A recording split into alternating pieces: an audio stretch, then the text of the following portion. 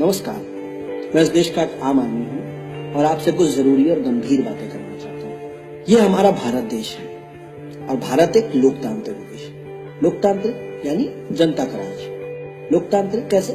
क्योंकि हम हर 5 साल में वोट डालकर अपने देश का नेता चुनते हैं, जो कि चुनकर आने के बाद हमारी नुमाइंदगी करता है और हमारे देश को 5 साल तक चलाता है। अब बड़ा सवाल ये है कि इस देश में वोट डालने की प्रणाली पारदर्शी और त्रुटि रहित है कि नहीं, क्योंकि इसी के सवाल के उत्तर पर पूरा लोकतंत्र टिका है। तो आइए देखिए कि हम वोट कैसे डालते हैं। जी हाँ, ईवीएम या इलेक्ट्रॉनिक वोटिंग मशीन के द्वारा। आइए ईवीएम के बारे में थोड़ा और जानें। ईवीएम क्यों?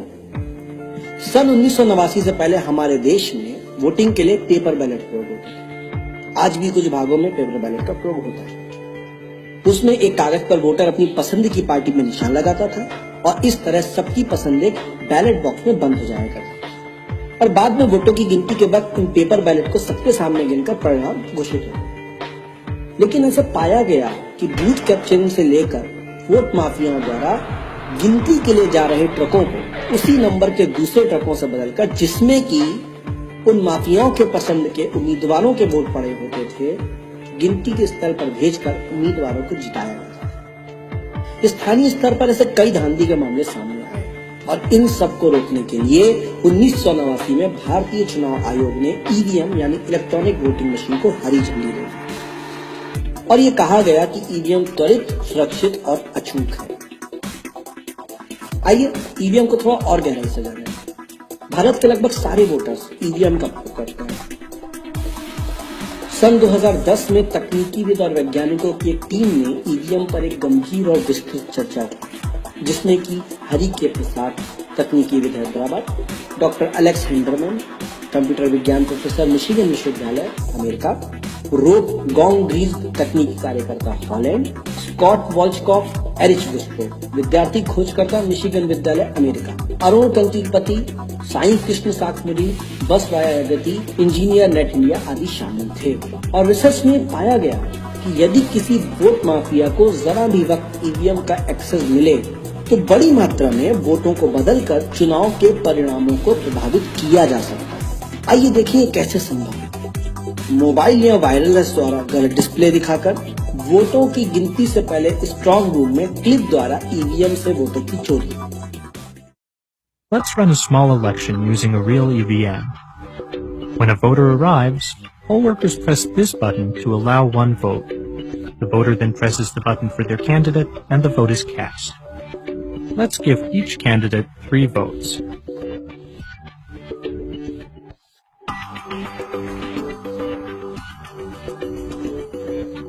Later, the votes are read from the EVM during a public counting session. The display shows that candidate 1 wins with 7 votes, but something is wrong. That number was supposed to be 3.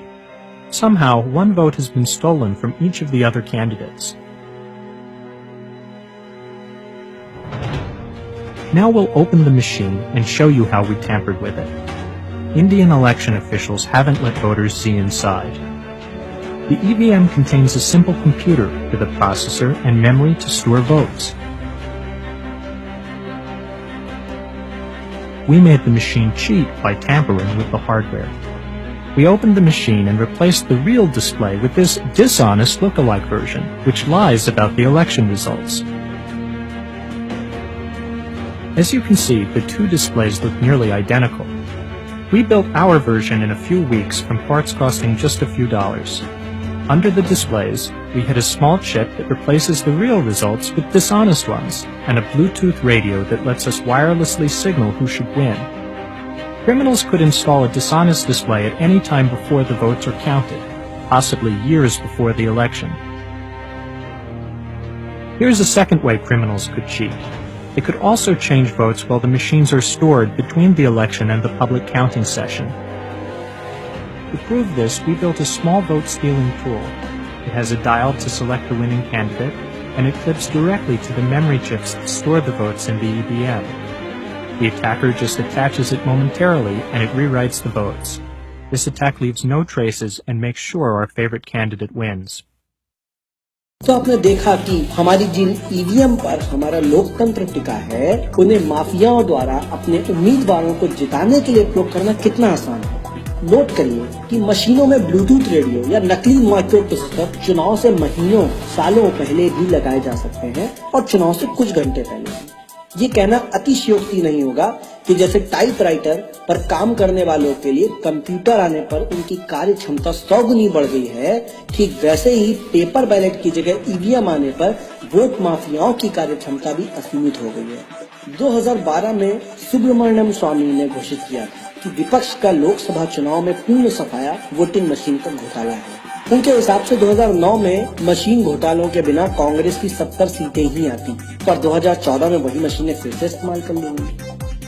आइए EVM के विश्व पटल पर स्थिति को देखें। America में web Harris नाम की महिला ने वोटिंग मशीन का घोटाले की पोल खोली, जिसके बाद 64% अमेरिकी राज्यों में यह मशीन बंद हुई। जर्मनी में इन मशीनों को असंवैधानिक करार दिया गया, क्योंकि मशीनों से एक आम नागरिक चुनाव की प्रक्रिया को पारदर्शी तरीके से नहीं देख सकता। आयरलैंड में इन मशीनों को कूड़े के भाव फेंक दिया गया, क्योंकि इनसे प्रजातंत्र की हत्या होती है। केवल भारत, नाइजीरिया, वेनेजुएला, यूक्रेन जैसे गरीब या विकासशील देशों में ही चुनाव में ईवीएम का प्रयोग हो रहा है। भूटान, नेपाल, पाकिस्तान, कंबोडिया आदि अन्य गरीब देशों में इन्हें लगाने की योजना चल रही है। जरा सोचिए क्यों? जानते हैं, गरीब देश इसलिए गरीब हैं क्योंकि अमीर देश उनकी प्राकृतिक संपदाएं लूटते आए हैं। सरकार के रूप में अपने एजेंट स्थापित करके बड़ी कंपनियां अपनी लूट जारी रखती हैं। इंटरनेट और मोबाइल आने से कागज के वोटों से हेर फेर करना मुश्किल हो गया है, इसलिए वोटिंग मशीनें लगाई गई हैं, जिससे कि बिना सबूत के घोटाला होता है और पूरे विपक्ष का काम बना। बस फिर धोखेबाज सरकारें दनादन विदेशी निवेश और स्पेशल इकोनॉमिक जोन बनाकर विदेशियों के हाथ में देश को बेचती हैं। याद रखिए, कागज का वोट सस्ता भी है। महंगी मशीनों को 10 साल में बदलना होता है। लोगों को इन्हें चलाने के लिए प्रशिक्षित करना पड़ता है। अगर कागज की पर्ची लगाई जाए तो खर्चा अलग। इसलिए ये कहना कि कागज का वोट महंगा है सरासर झूठ है। इस तरह ये भी झूठ है कि बैलेट में बहुत कागज लगता है। 5 साल में बैलेट में जितना कागज लगता है, उतना हम एक दिन में अखबार छापने में खर्च कर देते हैं। कागज बचाना है तो कहीं और बचाया जा सकता है। वोट जैसी कीमती चीज के साथ समझौता करना उचित नहीं होगा। इन मशीनों के साथ अगर पर्चियां भी लगा दी जाए तो भी धोखा जारी रह सकता है। पर्चियों को हाथ से गिनना होगा तो कागज के वोटों को क्यों नहीं गिन ले? हर भारतीय का कर्तव्य है कि वो वोटिंग मशीन के खिलाफ अभियान छेड़े। हेराफेरी कागज के वोट से भी होती है, लेकिन उसका पता लगाना संभव है। हजारों बोगस वोटों को छापना पड़ता है, फिर बूथ तक लाना पड़ता है। टेस्टिंग करके पोल खोलना आसान है, दोबारा चुनाव की मांग भी की जा सकती है।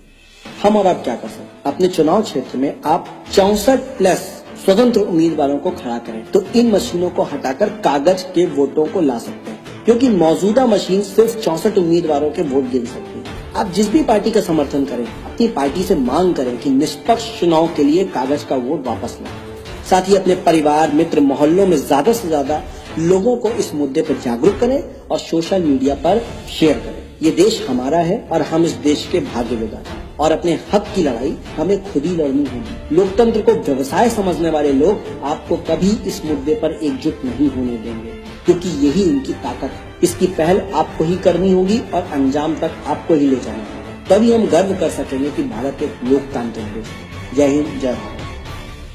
Well, in the words of Stalin, he says, those who cast the votes decide nothing. It is those who count the votes who decide everything.